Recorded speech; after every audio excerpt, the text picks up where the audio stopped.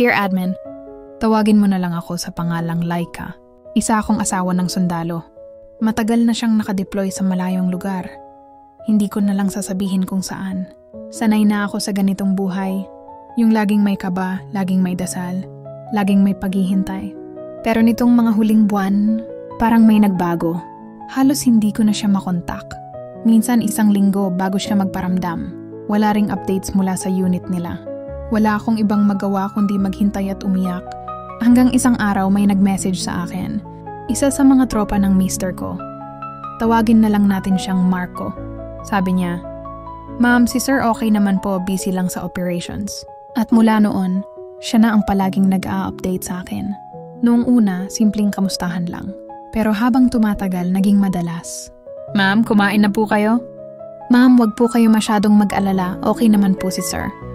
Hanggang sa dumating yung mga gabing nagkukwento na rin siya tungkol sa buhay niya, sa pamilya niya, sa mga pangarap niya.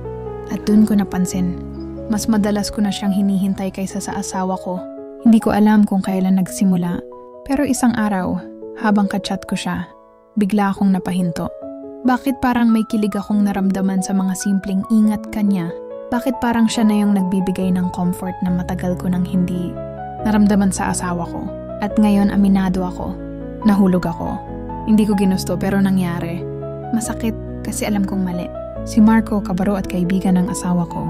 At ako, asawa ng taong pinaglalaban niya. Lagi kong sinasabi sa sarili ko na siguro, dala lang ng lungkot, ng pagkukulang ng layo.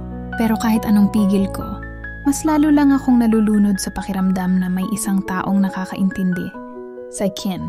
Hindi ko alam kung amin ako sa asawa ko o itatago na lang habang buhay. Hindi ko rin alam kung kailangan kong putulin lahat ng koneksyon kay Marco. Kahit sa totoo lang, siya lang yung dahilan kung bakit hindi ko tuluyang sinukuan tong ganitong buhay.